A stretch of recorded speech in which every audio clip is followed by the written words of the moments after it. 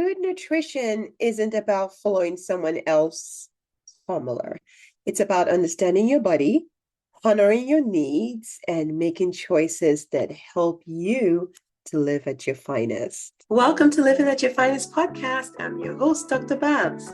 I'm a triple board certified family, obesity, and lifestyle medicine physician, and I am the founder of Living at Your Finest Wellness, a holistic direct primary care practice. Did you know that 80% of lifestyle-related chronic diseases within our communities are preventable, with poor diet being the primary culprit? Now, contrary to what we thought, that it was our unfortunate genes, the good news is that we can make changes together to improve our health and quality of life.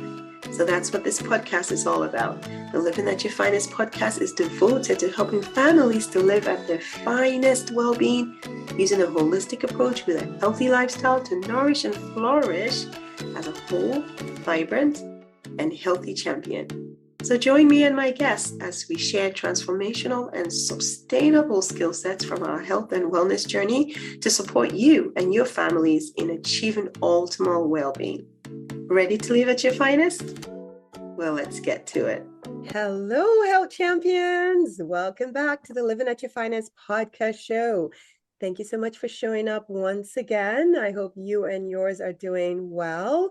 I am really thrilled and excited about this episode, as I am with others, but this one is extra special because it's going to be packed with strategies on nutrition from an expert. Oh, yes. In this area, there's a lot of confusion. Just recently, I heard online where they were saying don't add bananas to smoothies and all sorts of things. It was a controversial. So I'm really pleased and honored to have a renowned registered dietitian and founder of Harmony Nutrition, Abby Johnson. She's on the podcast with us today, and she's going to be talking about this amazing title, Nutrition One Size Fits None. That is excellent. I love that title.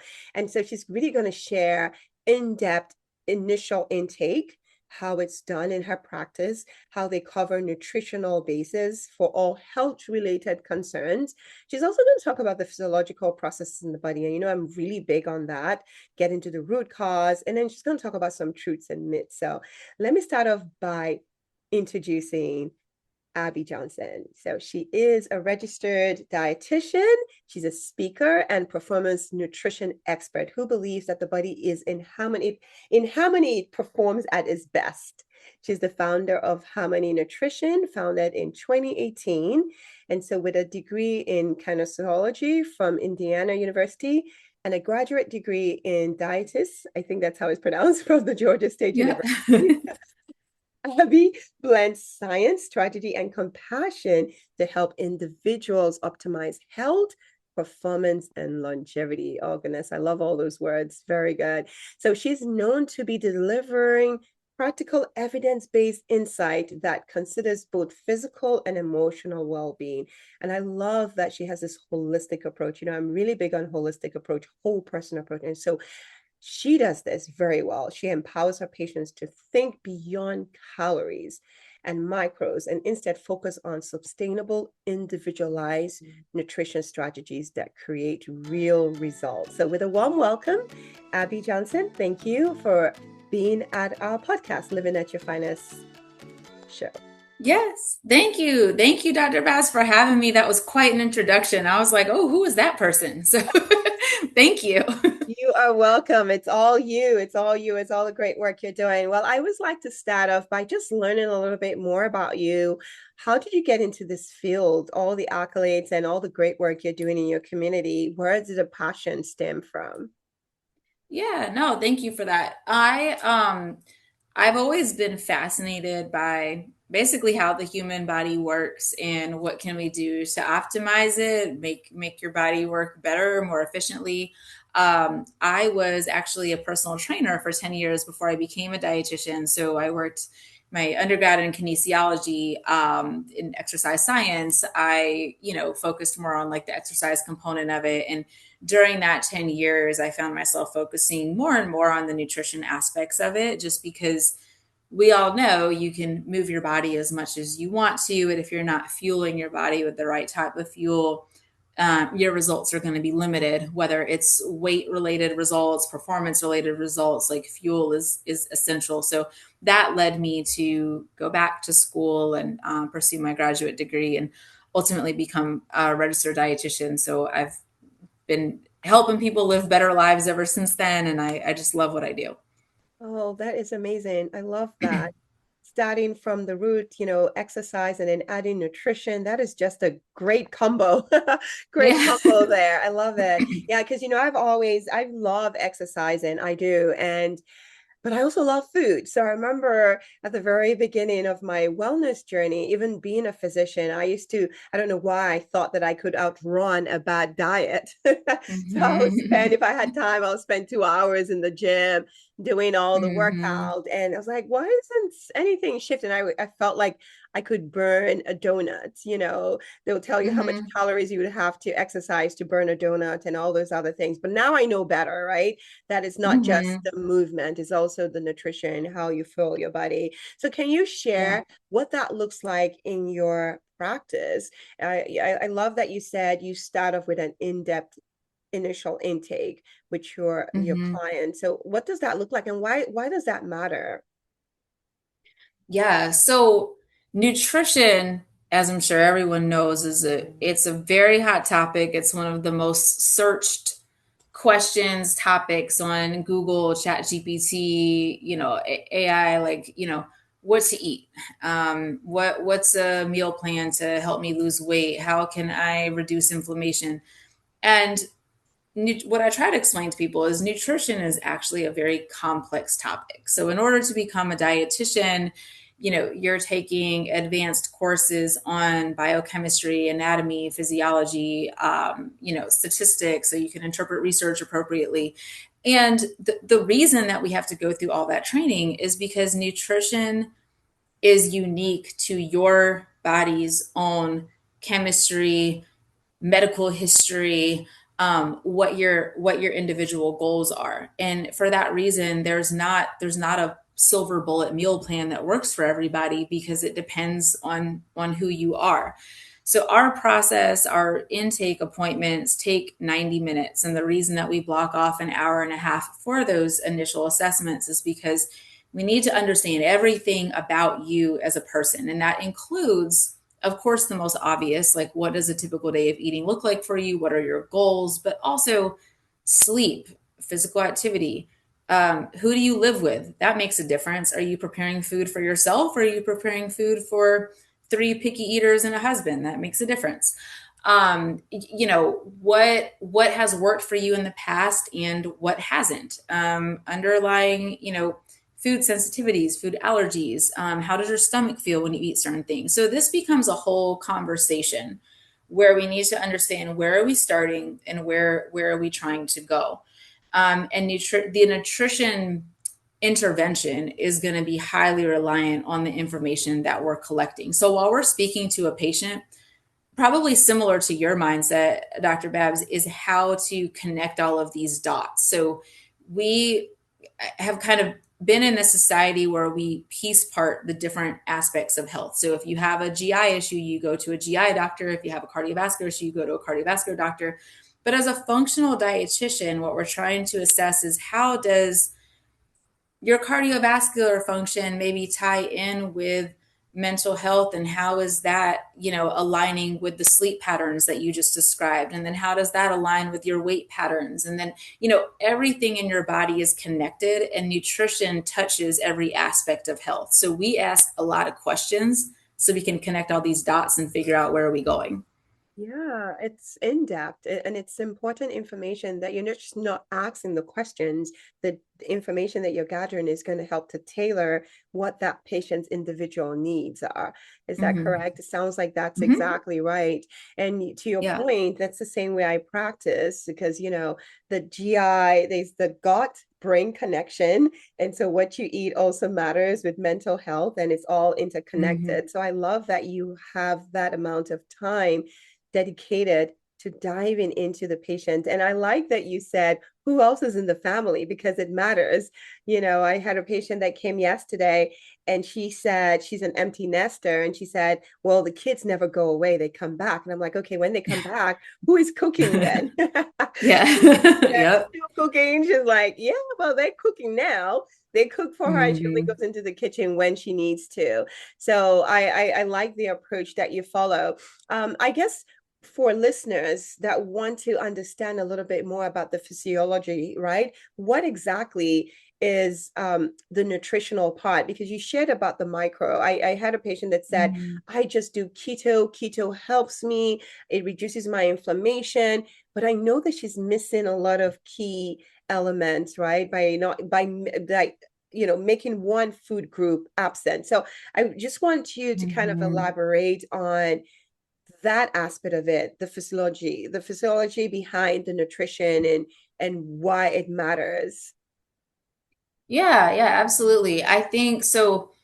We can use carbohydrates as an example. So one of the most common reasons people come to see a dietitian is they want to lose weight. Obviously, that's not the only reason. We have 13 specialties in our practice. Weight loss is just one of them, but even weight loss in of itself can be a complex topic because according to the information that's available on the internet and the stuff that we see on social media currently, carbs are bad, and if you eat carbs you're going to gain weight, and if you stop eating carbs you'll lose weight, and that's the information that's available in a very simplified format. So the problem with that is that difficulty losing weight can stem from 20 different causes that come to mind at the top of my head. So insulin resistance, hypothyroidism, let's compare those two. So those are two different problems that can result in the same outcome, but they require completely different interventions. So with insulin resistance, what that means and the way that I explain it to patients. So insulin resistance or pre-diabetes, diabetes, they all kind of live in the same sandbox. Basically means we are not using carbohydrates as efficiently because the insulin is not responding to the presence of carbohydrates and shuttling those carbohydrates where they need to go. Therefore, reducing carbohydrates as a fuel source can be beneficial with insulin resistance. Does that mean that we need to go full keto? Typically not. We still need carbohydrates because carbohydrates are also going to be our primary sources of B vitamins, let alone fiber. So if we are also if we're managing insulin resistance and high cholesterol at the same time, well, reducing our fiber intake is actually going to make things worse. So you have to do that very carefully and in a way that makes sense.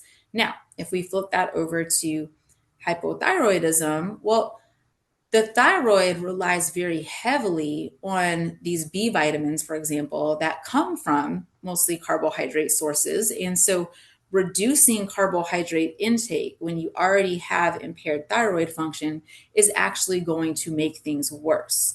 So, a low carbohydrate diet does not work for everybody because not everybody has the same problem. So, that's just an example. I mean, I could probably give you like 50 other ones, but we have to understand, okay, here's your problem. Now, where is your problem coming from? That Mm. makes sense? But oh yes, absolutely. Hence the title. It's not a one size fits. Exactly. I love it. I love how you explained it because a lot of times, people are just afraid of everything, or they hear Hmm. that something worked for somebody, but not understanding your unique body type and what was the reason for some of the issues that the patient is having. Now, I've learned that whole grain is because again, I used to be one of those people guilty, I must confess. Hmm. I used to go on diet culture roller coaster. I was a really good person at I want to lose weight. I'm going to pick the next best diet and then I'll lose it and gain it Hmm. back plus more.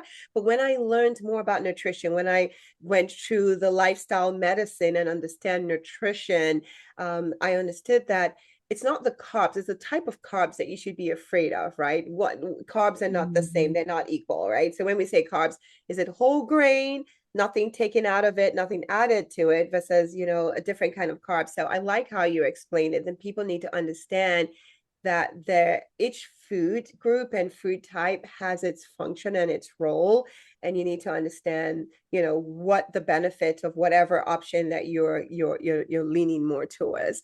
Can you share a Mhm. little bit more about just that gut brain connection? I think our listeners would like to hear that because they hear me say, I mean, my members of the practice, they hear me talk a lot about the gut and how serotonin and all those feel good hormones are in the gut. And I talk about the gut Mhm. microbiome. I think that certainly that is a major part that I know that you discuss in your practice. Can you share a little bit more about why that is relevant? Because patients always say Yeah. fiber. What is fiber? I mean, do I need to eat this? Do I not need to eat that? Yeah.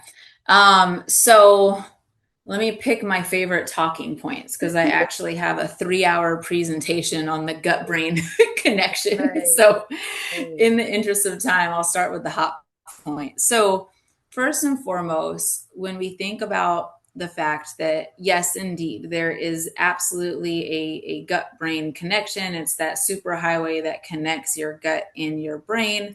Every single morsel of food that you consume is going to make contact with your gut. Why is that important? So, when you think about the fact that 75% of our neurotransmitters are produced in the gut, they're produced in the digestive tract. So, your neurotransmitters are basically these compounds that send signals to the brain to tell you how to interpret the world around you. How should you feel? How should you react? It drives your emotions, it drives your happiness, it drives your sadness. So 75% of those signals come from your gut. Of that, 95% of your serotonin, which is one of your neurotransmitters, is produced in your digestive tract. So we know, if most people have at least heard the word serotonin, but we know that serotonin affects your feelings of happiness and well-being, as well as dopamine as well. So dopamine is produced in the gut, and dopamine is actually driven up by, there was actually a really cool study on dopamine where they looked at fruit and vegetable intake and how does that correlate with people's feelings of, I forget how they exactly worded it, like feelings of feeling successful, feeling creative, and feeling productive. And what they found was that within a 24-hour recall, people that were eating more fruits and vegetables actually had more feelings suggestive of their dopamine being adequate. So it's like all of these things play a role in how our brain functions. So that fact about neurotransmitters alone just says a lot. I'll say the other thing, like relating to fiber, and this kind of ties into the GLP-1 conversation that's going on. With GLP-1s, if they learn anything from their doctor's appointment, is that they need to increase their protein intake. Protein, protein, protein. Drink your protein shakes, get your protein, get your protein, get your protein. And that's not wrong, but the problem is we're hyper focusing on that so much that we're missing, going back to carbohydrates, we're missing carbohydrates. And what people don't realize, they associate the word GLP-1 with a medication. GLP-1 stands for glucagon-like peptide, which is naturally produced in your gut. We make our own glucagon-like peptide. How do we make that? Well, there's foods that drive the production of that. And a lot of those foods come from carbohydrates, beans, Yeah. oats, your healthy fats like your chia seed, your flaxseed, artichoke. So when we're completely avoiding particularly our fiber containing carbohydrates, we're also reducing our body's natural ability to regulate GLP-1, which we know regulates our appetite and cuts out food noise. So all of these signals are happening millions of times a day and we don't even realize it. Yes, I love it. You just hit the nail on the head. It's so important that we all understand that because I always say we make our own natural GLPs depending on what we eat and how we eat it. So what you eat, when you eat it, and how, the combination when you eat it. So all of that matters. So thank you so much for taking your time and just diving into that gut brain connection and the neurotransmitters. They're all interconnected. And we need to, I always say to myself, because I'm a natural sweet tooth, and I know learning Mhm. about all of this has helped me and has also helped me teach my patients and empower them that just because a food tastes good, it might not do the body any good. And you have to really focus on meals that actually nourish your gut microbiome and nourish all Mhm. your the bodily functions that that your body depends on to help you feel your optimal best, right? I know with my Mhm. son, his asthma, he's outgrown it now, but we could always tell when he leaves the house and he comes back with a flare. It's because of what he's Mhm. eaten, Mhm. inflammation. So he would wheeze. So any artificial coloring, all the blues and all of that will flare him up, you know. And when he eats well, same thing for me with joint issues, family history of arthritis. If I ate more sugar and not, I love my fruits and veggies, but anytime I overindulge and my gut microbiome is not happy, my joints feel Mhm. it. So this is all Mhm. the physiology that you're talking about that we need to be mindful. Is there a particular number that you recommend for your patients, about how many servings? I know there is a standard recommendation for male and female in terms of fiber intake, as Mhm. well as, you know, number of servings. What does that look like? Do you individualize that as well, or do you have like a regular amount that you tell most people to live around? And you're referring to fiber? How much Yes, fiber? fiber, Yeah. yes. Thank you so much for joining me on this week's episode. My goal on this podcast is to empower, educate, and encourage you to take actionable steps to triumph at living at your finest, body, mind, and spirit. Of note, the information provided here is for educational purposes only and does not substitute as medical advice. Please discuss your healthcare needs with your licensed medical professional. If you are in need of a compassionate and comprehensive holistic physician or know someone who is, please reach out through my website, livewellness.com, for a meet and greet. It will be my honor to talk to you. Are we connected on social media yet?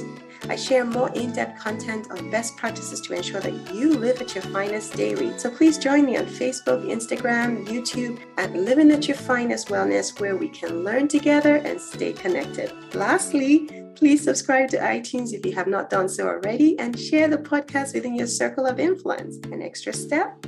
Leave a review and let me know what topics or discussions you would like to hear more of. Thanks in advance. It is always a thing of joy to hear from you. Now, let's get back to today's episode.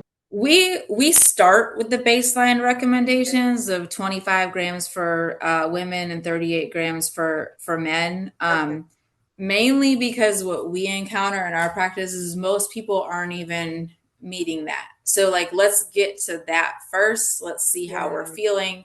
Yeah. And then going back to individualization also depends on what else is going on with the patient. So when you start talking about IBS, people that have severe FODMAP intolerance, sometimes we have to drive that number up a little bit slower, because fiber is interfering with, with their gut or causing more symptoms, things like that. But for the most part, we start with the baseline numbers. And then in addition to that, we also focus heavily on fruits and vegetables, trying to get people to just that widely recognized number of five. Like, try to Yes. get to 5 total servings of fruits plus vegetables per day. I tell everyone we really should be shooting for the stars and trying to get closer to 6 to 7. But if we're Mm. starting at 1, I'm happy if we get to 3. Let's take baby Yeah. steps. But ultimately, I mean, if you're meeting your fruit and vegetable goal and then you're having other whole grains throughout the day, that 25 to 38 becomes really attainable. So again, it just kind of depends on where someone's starting. Yeah, absolutely. So if you're, I know patients ask me, and I personally do my best if you're plant forward, meaning that the more Mm-hmm. plant-based foods you eat, you definitely hit those goals, but also Mm-hmm. starting where you are, then not go from 0 to 100, because a lot of patients say, oh, but I'm bloated and all of this is happening. That's because if you're someone, I Yes. understand that just 3% of the world actually meets the minimum requirement of fiber, right? So Mm-hmm. 97 isn't, and wherever you are, just building up gradually to hit that. Mm-hmm. So I like that you said starting at baseline. Well, would like to Yeah. learn a little bit about the myths. Can you help us debunk? We have so many myths out there. So I would love to hear maybe your top three that you would like to debunk. Just around nutrition, generally speaking. I know one that I hear all the time is because you have diabetes, you cannot have fruits. And it just annoys me when I hear that, because it just crawls my skin. Even my husband, who has diabetes and it's under control now, and thank goodness, I had a podcast with him in 2024 when he went from exercising and not changing his diet to full blown diabetes and learned how to eat well. but recently was Mhm. saying that, oh, I'm not, I told him like we're training for the high rocks. And I told him he got to have a banana or some carbs before a workout. And he said, well, but I'm not supposed to eat fruit. Like, who told you that? He said, Mhm. the nutritionist. I said, it just crawls my skin when I hear that. So please, can you help us Yeah. out? And I'll make sure he listens to this episode.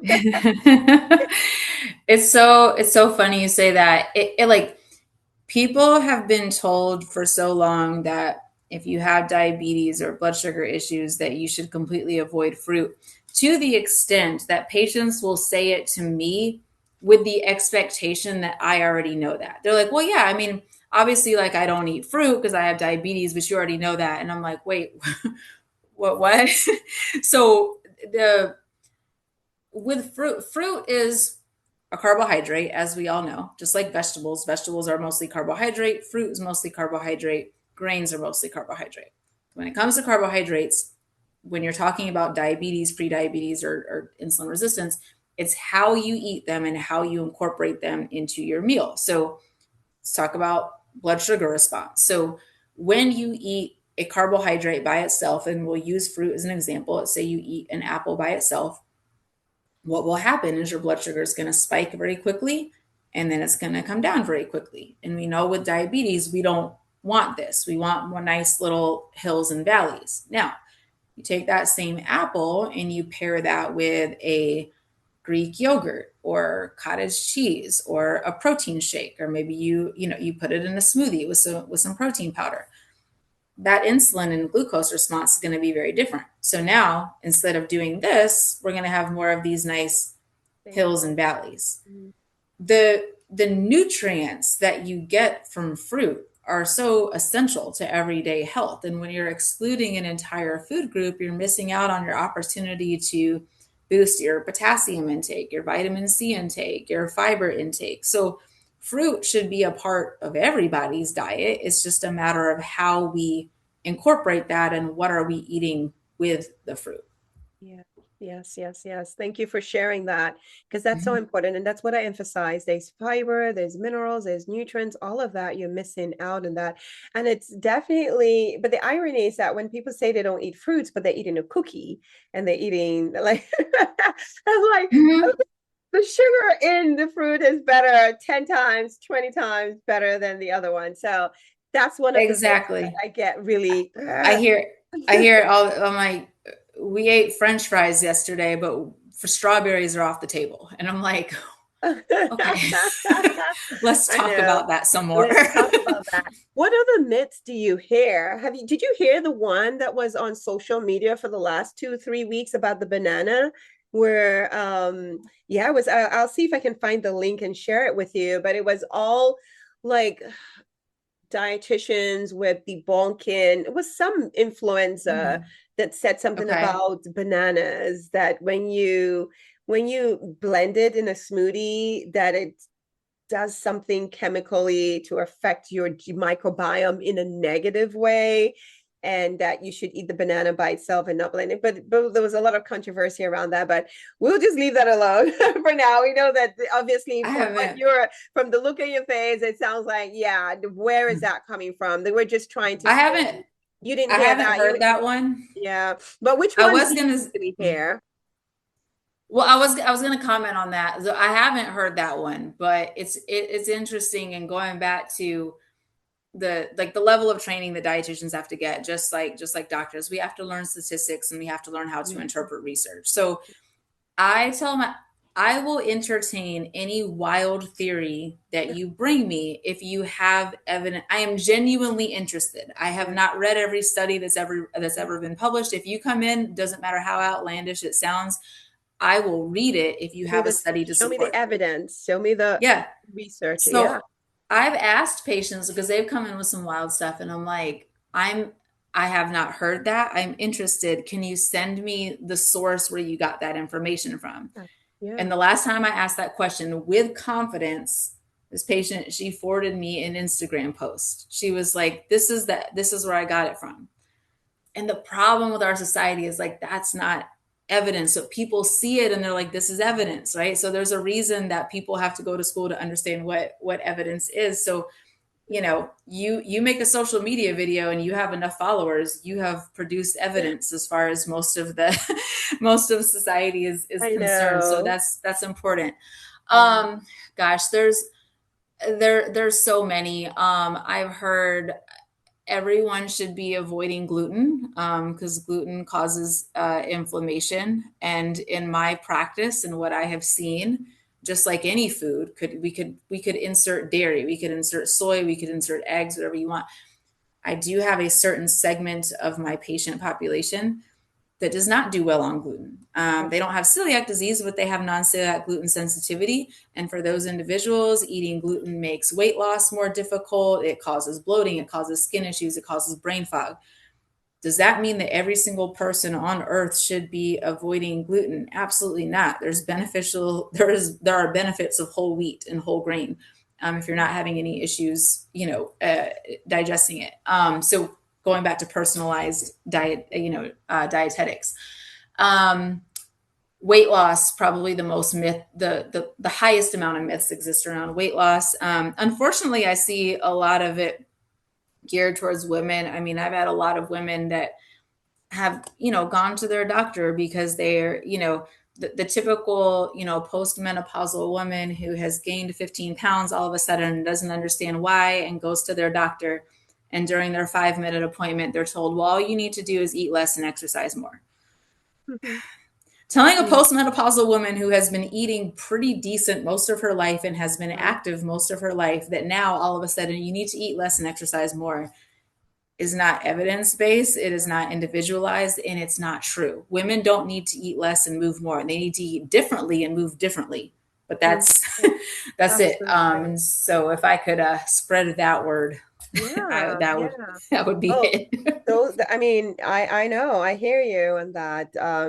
Talking about it, because again, when we talk about weight gain, the adipose tissue, it's a lot of things. It's biology, it's neurology, it's physiology, it's a lot of things, and it's beyond just what you eat, how you eat. It's also sleep, it's also stress management, it's also hormonal. So just like you said, the holistic view of what's going on with a patient Mhm. to be able to determine what is the right approach for the patient to sustain Mhm. those results that we're looking for. I have a question. There's a myth that is out there, and I was curious your take on it about eating by blood group and blood type. Has that been a question that Mm. has come up? I know it has come up for me, and I've dived into, because I'm always about evidence-based medicine, and the research that I've seen, it's not so much as in the blood type, it's so much as in that person, what are you eating? So I don't know. I would like to hear from you as the Mhm. expert that is well trained and well versed in this. Is there any studies about being because I've had patients say, I want to know my blood group. They said if you eat a blood group, I can't eat meat, I can't eat that based on blood group, and that would help with weight loss. Mhm. What are your thoughts on that?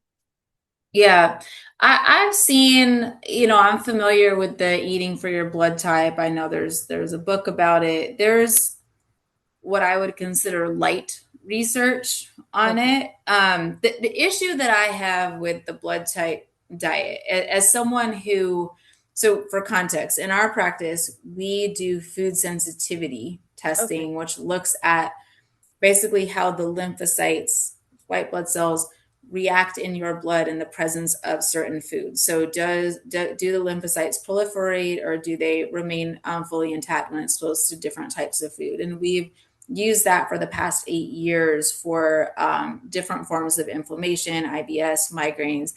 And what I extract from that, and the reason I bring that up in the context of blood type, is there are so many things that can impact the way that your body interacts with certain foods. And a lot of that has to do with your gut, and your gut will change over time depending on what it's been exposed to. So, what's the air quality that you've been living in? Have you been on multiple antibiotics for a long period of time? Did you have a really, really bad stomach flu 5 years ago? And ever since then, your gut hasn't been the same. We call that post infectious IBS. So there are so many things that can impact the way or how sensitive you are to never changes. The blood type that you're born with is the blood type that you have, and it doesn't take into account these other environmental factors that can that can have an impact on food. I will say anecdotally, what I see is that people sometimes thrive a little bit better following the blood type diet. I tried it on myself as an experiment, and according to my blood type diet, I should be eating more fish and less meat, which is kind of how I eat anyway, and that's what makes me feel good. But it did not pick up everything. So Oh, I see. Okay, yeah, okay. That's good. yeah, That's good to know. Well, thank you for sharing your experience. It hasn't been something that I've tried, and I've tried most of the different diets. hmm, That is one I have not tried. Who knows? Maybe I'll explore to experiment as well. But I appreciate you yeah. sharing that. Yeah. So I think it's time to switch to knowing who registered dietitian Abby is, if that's Okay. okay. We Okay. know about your areas of expertise in your field, but we would like to know a little bit more about things that help you live at your finest. If you don't mind sharing one or two things, the podcast is called Living at Your Finest. What will be some Mm-hmm. things that you say help you exhibit those skills? Ooh, okay. What helps me to live at my finest? I am definitely a person that I have the propensity to hyper focus on things, so I have to kind of regiment my schedule and plan my time that I spend with my family. And am I practicing my hobbies? Am I doing the things that I enjoy outside of work? So I'm very good about trying to have, cut off times with work, making sure that I am, spending time with my three kids. That's what my three kids and my husband. That's what gives me energy for the next day. And Love it. so yeah, so I love doing that. And I don't know if I shared with you previously, my youngest daughter has Down syndrome, so I'm really active in the special needs community, and I love having the opportunity to do volunteer work. Like I teach the kids cooking class with for kids with Down syndrome and their adult cooking class, and I love doing volunteer work and getting out in the community. So I try to make sure that I always have time for that as well. Oh, absolutely. And that would certainly Yeah, make you live at your finest for sure. Any yeah, volunteer work in that space, something yeah, meaningful, definitely makes a world of difference. So thank you for sharing that. I have one yeah, more question for you. And so the yeah. question is, I was going to ask what is one word that describes you, but I think you Oh, already said it in your first. So I would like to know, what is your life motto, like your legacy? What is something that you that at least you hold close to your heart, that is like a motto and inspirational quote? Any of this will suffice. okay. I actually have it tattooed on my arm. It says, Oh, you can't see it, but it says lead with love. So the oh, reason I got that is like it encapsulates kind of everything that I try to live my life around. Like, make decisions out of love, decide how you're going to spend your time out of love. So how do you essentially leave any situation or any world that any place that you're in with love. Leave it better than how you found it, and lead all of your decisions out of love rather than any other emotion. I So love it. I love it. I love it. Thank you. Gave me goosebumps. I was like, yes, love is the key. Love is key. Thank you so much. I want to give yeah. you an opportunity to please share with us, how can we stay in touch with you? What share about where, your practice, where it's located, Mhm. just important things that you're up to so that we can follow along. I certainly will put it in the show notes, but I would like to give you an opportunity to just share with us how we can stay in touch with you. Yeah, absolutely. So we are on Facebook and Instagram, and our handles are for both of those Harmony Nutrition ATL, as in Atlanta. So that's Facebook and Instagram. Our website is also harmonynutritionatl.com. We have two locations. One is in Alpharetta, the other one is in Sandy Springs. We have 15 dietitians currently, and we cover 13 different specialties. So no matter what someone is coming in for, no one on our team is a one size fits all. It's a specialist in a very particular area. So Our specialties are allergies and sensitivities, autoimmune conditions, bariatric, diabetes, eating disorders, gastrointestinal health, heart health, kids nutrition, men's health. That's a new team that we just added. Renal disease, sports performance, weight management, and women's health. So we can Amazing. cover anything that falls into those categories and beyond. Yes, and I can say, as a practice, definitely using your services, my members, just the customer service and the fact that it's not a one size fit all. You take the time to place a patient in with the right Mm-hmm. team so that they can get Mm-hmm. the, favorable outcome. So thank you so much for the work that you do. And Yeah, absolutely. this has been enjoyable. Thanks for all the information that you've shared, really helpful tools, and hopefully we can connect again. So thanks for Yes, being here. absolutely. Yeah, thank you for having me on your podcast. I appreciate it. I've enjoyed it. You're welcome. And to our listeners, thank you so much for hanging in to the very end. I hope that you have learned something that you're going tangible that you can put into practice. I know I have, and I'm really inspired not just to learn something, but also to implement it. It's so important. Nutrition is foundation of all health. But in spite of all the controversy that is out there about nutrition, you definitely need a team to work alongside you, right? You have to do the homework, do the investigation, but don't do it alone. Do it in partnership. Harmony is there, Nutrition Harmony. My practice is there as well. So if you need anybody to work alongside you, definitely reach out to us. I want you to remember that you deserve to live at your finest because you are certainly worth it. Until next time, take care and God bless.